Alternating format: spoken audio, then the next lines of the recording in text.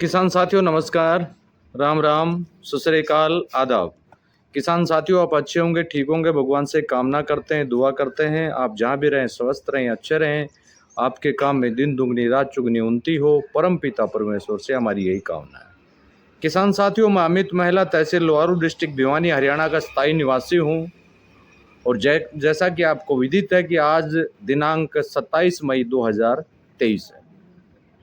आज भी हम एक बहुत ज़्यादा बड़े महत्वपूर्ण विषय के ऊपर बातचीत करेंगे जो आप सभी के लिए उपयोगी है, चाहे वो रासायनिक फार्मिंग करता हो, चाहे वो जैविक फार्मिंग करता हो, सभी के लिए ये उपयोगी रहेगा। और वीडियो शुरू करने से पहले मैं आपसे फिर एक छोटा सा निवेदन करना चाहूँगा। जिन किसान साथियों ने इस YouTube चैनल को सब्सक्राइब नहीं किया है वो सब्सक्राइब कर लीजिए और बेल आइकन घंटी को दबा के ऑल पर क्लिक कर दीजिए। इससे बेनिफिट आपको ये होगा कि आने वाले हर वीडियो का नोटिफिकेशन आपको प्राप्त होगा और उसके साथ साथ जो लाइव प्रोग्राम हमारे सप्ताह में 2 बार होते हैं वो आप देख पाएंगे और इससे से अधिक जानकारी आपको मिलेगी। और इसका दूसरा बेनिफिट ये आप ले पाएंगे कि आपको बार बार व्हाट्सएप पर या कमेंट बॉक्स में सवाल करने की आवश्यकता नहीं पड़ेगी। अब हम वीडियो की शुरुआत करते हैं। गोंद कतीरा। गोंद कतीरा एक औषधीय पौधा है, ये सभी आप जानते हैं। सबसे पहले हम गोंद कतीरा के ऊपर ही बातचीत कर लेते हैं। गोंद कतीरा है क्या? गोंद कतीरा मरुस्थलीय पौधा है। जहाँ काफ़ी बड़े रेगिस्तान है वहाँ पर गोंद कतीरा मिलता है। इसका सबसे बड़ा उत्पादन जो कर रहा है वो ईरान कर रहा है। ईरान में सबसे ज़्यादा बड़ा उत्पादन इसका हो रहा है। दूसरा, इसका उत्पादन जो है वो अफ्रीका की झाड़ियों में, अफ्रीका के जंगलों में जो झाड़ी कतीरा नाम से जानी जाती है, झाड़ी कतीरा के नाम से जानी जाती है, उससे जो गोंद निकलता है उसको भी हम गोंद कतीरा कहते हैं। और ये गोंद कतीरा इतनी अक्षमता रखता है कि अपने वजन से 100 गुना पानी को संचित करने का काम करता है, यानी 100 गुना पानी को भंडारण करने की अक्षमता ये रखता है। ये समझिए कि फसल के अंदर 70% पानी की बचत आप गोंद कतीरा के उपयोग करने से कर सकते हैं। 70% पानी की बचत। और बार बार पानी अगर आपको नहीं लगाना पड़ेगा तो आपकी मेहनत भी कम होगी। तो सीधी सी बात है 70% मेहनत भी आपकी कम लगेगी अगर गोंद कतीरा का उपयोग किया जाता है तो। अब दूसरा, गोंद कतीरा को सिराज गोंद कतीरा के नाम से भी जानते हैं। सिराज गोंद कतीरा के नाम से भी जानते हैं और नाम से भी जानते हैं। ये अनूठा उत्पाद जो है वो औषधीय, ये अनूठा उत्पाद जो है वो औषधीय के लिए काम आता है, यानी काफ़ी औषधियों में इसका उपयोग किया जाता है। ये बहुत लाभकारी है, ये हमारे स्वास्थ्य के लिए भी बहुत लाभकारी है। और दूसरा, जो स्वास्थ्य के लिए लाभकारी, स्वास्थ्य के लिए इसको हम ग्रहण करते हैं, आपने काफ़ी वीडियो भी देखे होंगे। अच्छा, दूसरा इसके अंदर क्या है कि जितना इसके अंदर वजन है उसका 100 गुना पानी संग्रहण करने की क्षमता ये रखता है, ये मैंने आपको बताया है। अच्छा, इसमें गोंद कतीरा का उपयोग करने से आपको लाभ क्या प्राप्त होगा वो और सुन लीजिए आप, बहुत शानदार लाभ होने हैं आपको।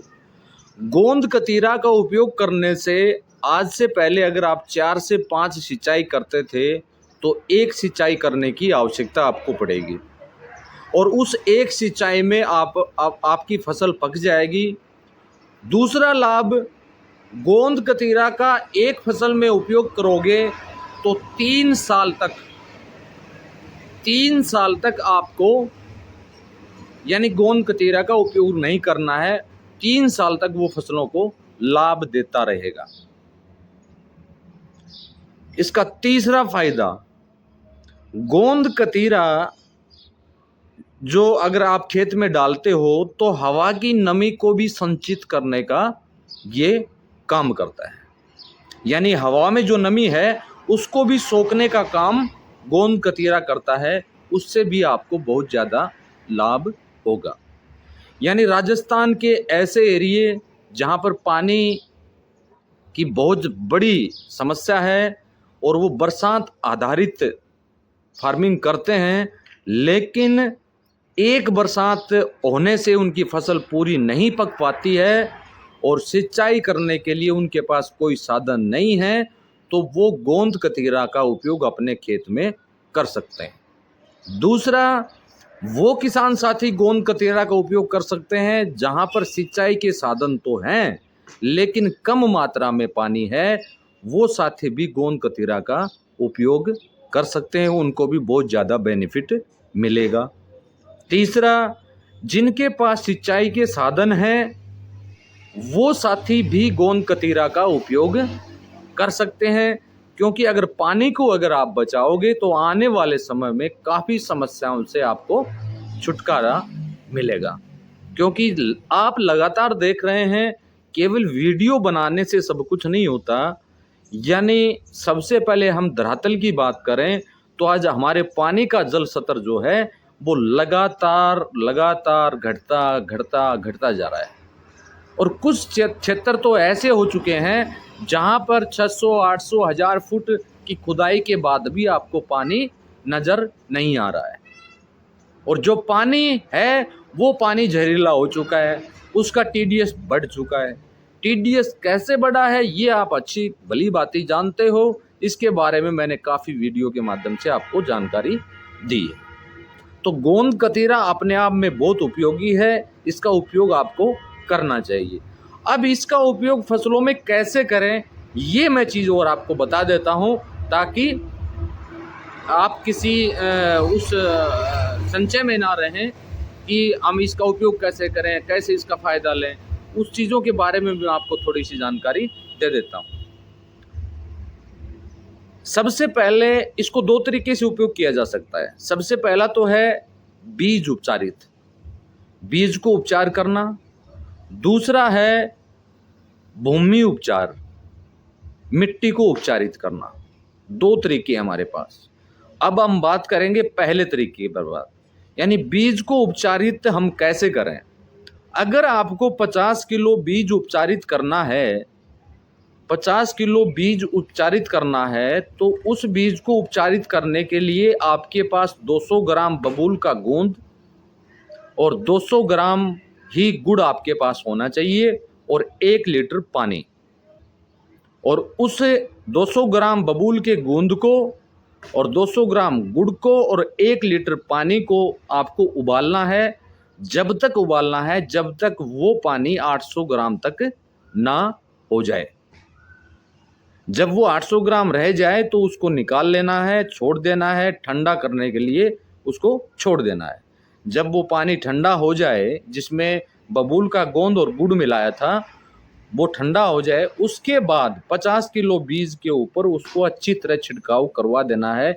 यानी पूरा बीज कोटिक होना चाहिए, पूरे बीज का लेपन होना चाहिए। फिर आपको क्या करना है, उसको ये प्रक्रिया करने के बाद अच्छी तरह आप फैला लें और आप 50 किलो बीज उपचारित के लिए 2 किलो गोंद कतीरा का पाउडर लीजिए और वो पाउडर पूरे के ऊपर छिड़क दीजिए। नहीं, उसका छिड़काव कर दीजिए।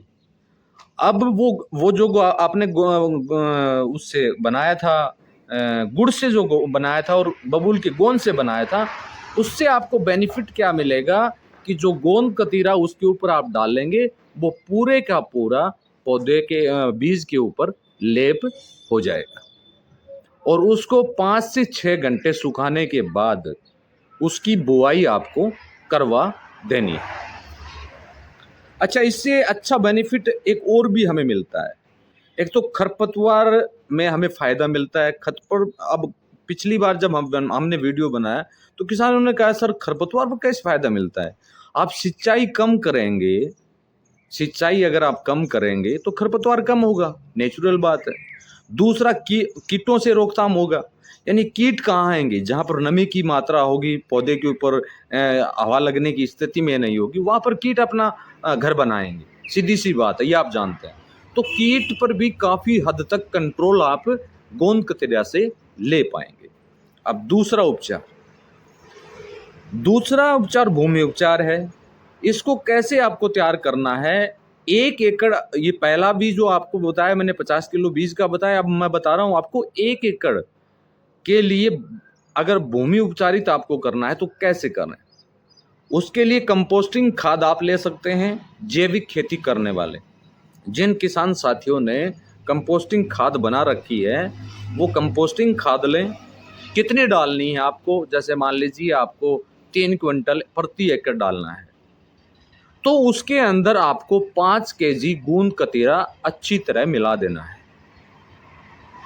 यानी 5 किलो गोंद कतीरा अच्छी तरह मिला देना है, और उसका छिड़काव करवाने के बाद जब आप आखिरी जुताई करते हैं उस समय छिड़काव करवाने के बाद उसकी जुताई करवा दीजिए, और जुताई करवाने के बाद आप उसकी बुआई, बीज की बुआई आप करवा दीजिए। अब यहाँ पर एक सवाल और भी निकल के आ सकता है कि जी हमें भूमि उपचार में फ़ायदा है या बीज उपचार में फ़ायदा है। अगर आप दोनों विधि का काम करते हैं तब भी कोई दिक्कत नहीं है, अगर आप एक विधि का काम करते हैं तब भी आपको कोई दिक्कत नहीं है। और इसमें और उत्पादन में भी आपको लाभ मिलेगा, यानी उत्पादन में भी आपको लाभ मिलेगा, क्योंकि आप ऑलरेडी वेस्ट डिकम्पोजर का भी उपयोग उसके साथ में कर रहे हैं। वेस्ट डिकम्पोजर से बने उत्पाद भी आप उसमें यूज़ कर रहे हैं। वेस्ट डिकम्पोजर भी नमी बनाने को, नमी को संचय करने में आपका सहयोग करता है, लेकिन गोंद कतीरा उससे कहीं ज़्यादा करता है। मैंने आपको बताया है कि गोंद कतीरा का जितना वजन है उसके 100 गुना पानी संचित करने की अक्षमता गोंद कतीरा रखता है। फिर इसमें एक चीज़ और सबसे महत्वपूर्ण लाभदायक हमारे लिए है, इसमें किसी विशेष बीज की आवश्यकता नहीं पड़ती। यानी उस वैरायटी का बीज लें, हम वो लें, फलाना लें, ढिमका लें, देसी बीज भी आपके पास घर में है तो उस बीज की बुआई भी आप करवा सकते हैं।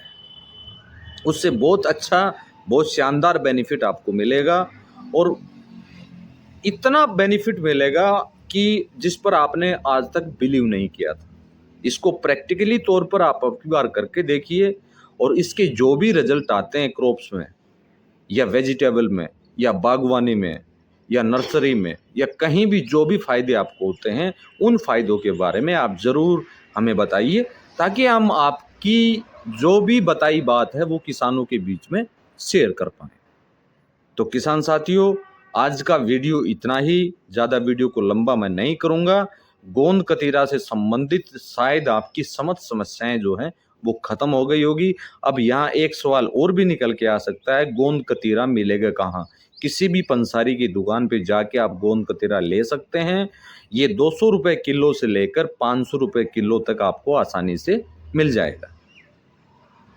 तो ये लेने में भी कोई दिक्कत नहीं है। गुड़ भी आपको मिल जाएगा, गुड़ तो आप घर में यूज़ करते हैं। बबूल का गोंद आप जानते हैं कैसा होता है, फार्मिंग जो साथी करता है उसको अच्छी तरह पता है बबूल का गोंद क्या होता है। तो ये सारी चीज़ें आपके आसपास ही हैं, आप इनको ढूंढिए और गोंद कतीरा का उपयोग आप कीजिए। इससे आपकी फसल भी अच्छी होगी, आपके पानी की बचत भी होगी, आपकी मेहनत की बचत भी होगी, उसके साथ साथ रोगों से भी आपको फ़ायदा मिलेगा, और अगला इसमें खरपतवार में भी आपको बहुत ज़्यादा बेनिफिट मिलेगा। तो इसी के साथ मैं वीडियो को समाप्त करने की अनुमति आपसे चाहूँगा, और आशा करता हूँ कि आज के द्वारा दी गई जानकारी से आप संतुष्ट होंगे। तो इस वीडियो को अधिक से अधिक फार्मर के बीच में आप ज़रूर शेयर करें, ताकि अन्य साथी इस चीज़ का लाभ उठा पाएँ।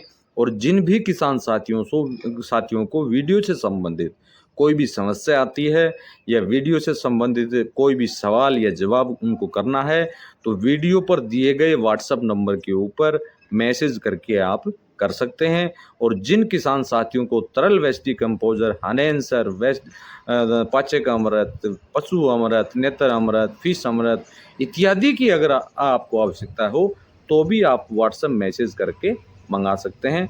तो किसान साथियों, इसी के साथ नमस्कार। अगले वीडियो में हम आपसे मुलाकात करेंगे धान की नर्सरी के बारे में, कि धान की नर्सरी हम कैसे लगाएं, क्योंकि समय आ चुका है उसमें किन किन चीज़ों का हम ध्यान रखें, और वो सारी जानकारियाँ हम आपको देंगे। उसके भी काफ़ी पार्ट बनेंगे। सबसे पहले हम धान की नर्सरी पर ही बात करेंगे, उसके आगे जो होगा वो अन्य विषयों पर फिर हम उसके बीज लगाने की प्रक्रिया कैसे होनी चाहिए, और उसको सोविंग करने की प्रक्रिया कैसी होनी चाहिए, फिर रुपाई करने की प्रक्रिया कैसी होनी चाहिए, किन किन बातों का ध्यान रखना है, इसके ऊपर हम एक विस्तार से वीडियो बनाएंगे। तो इसी के साथ किसान साथियों, नमस्कार, जय हिंद, जय भारत।